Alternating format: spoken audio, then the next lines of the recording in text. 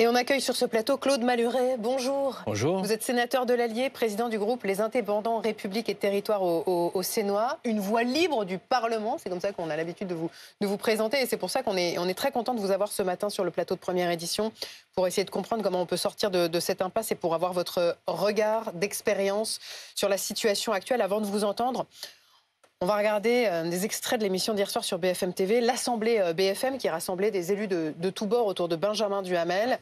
Un bon résumé de la situation politique actuelle. Blandine Dalena.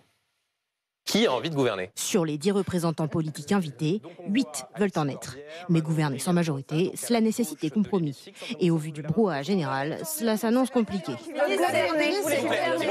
Déjà, sur la question de la composition du nouveau gouvernement, cela coince. Tant que la politique macroniste se poursuit, nous censurerons de manière immédiate. Oui, nous censurerons un gouvernement qui compte des ministres de la France insoumise. Et sur les sujets de fond, eh bien pareil, aucun groupe politique n'est d'accord.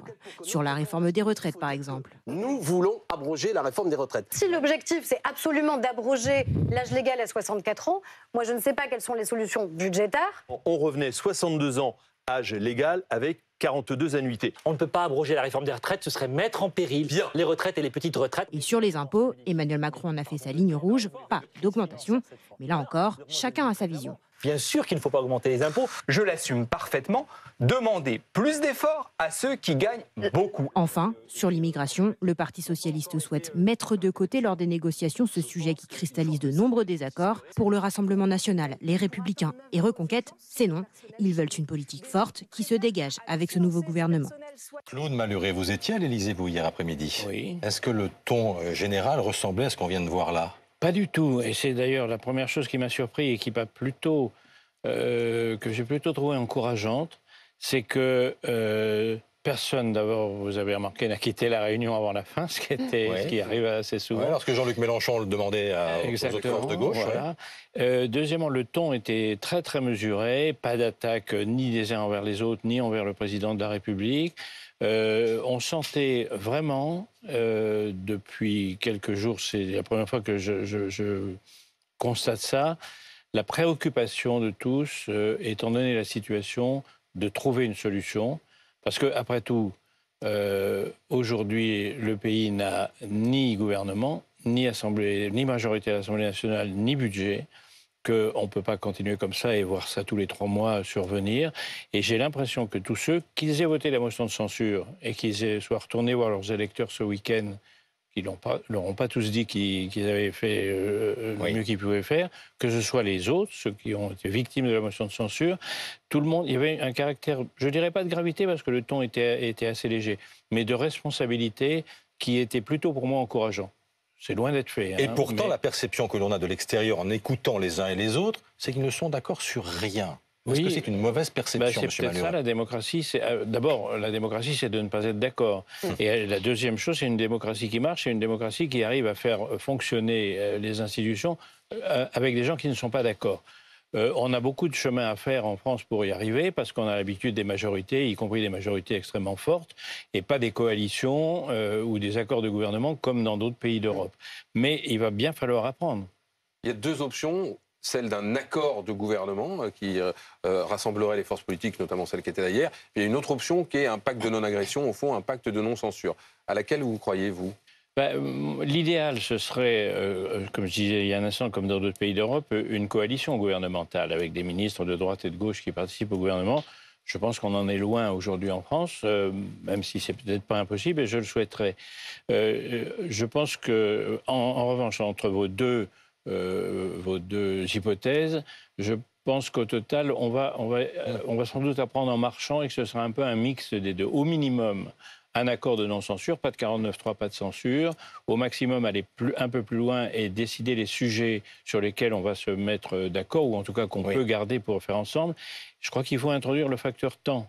Parce que, par exemple, sur la réforme des retraites, si on dit demain, on va faire... les uns sont totalement contre, les autres sont totalement pour. Et par conséquent, si demain on décide de faire quelque chose, on n'y arrivera pas.